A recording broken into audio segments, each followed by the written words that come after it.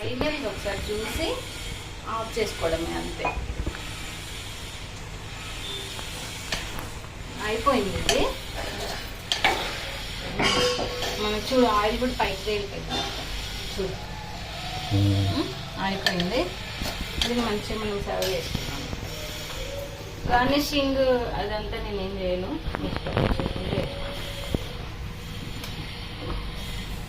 Telangana style బోటి. కొంతమంది ఇందులో గోంగూర, చుక్క కూర అలాంటివి కూడా వేసుకుంటారు బోటికి. గోంగూర బోటి, టమాటా కూడా వేసుకుంటారు. మంచిగా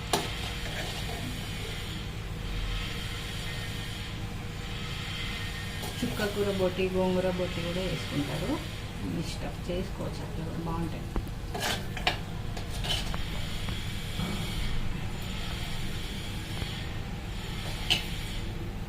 మా పిల్లలు ఎవరు తినరు, ఇది మేమే తింటాం, అంటే ఇద్దరమే తింటాం. ఇంకే పిల్లలు లేరు కాబట్టి చేసుకున్నాం. బిస్మరికి మా వాళ్ళు ఇంట్లో కూడా బోటి కర్రీ సింపుల్గా అయిపోయింది, అంతే. వెరీ నైస్, చాలా బాగుంది.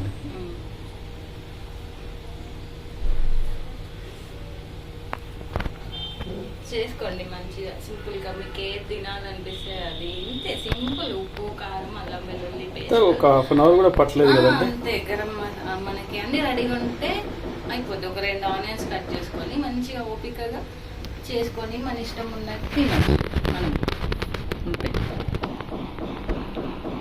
చక్కగా చూడండి స్వాతి గారు అసలు బోటి ఫ్రై, బోటి కర్రీ అండ్ ప్రాన్స్ ఫ్రై ఈరోజు మనకు అద్భుతంగా చేసి చూపించారండి.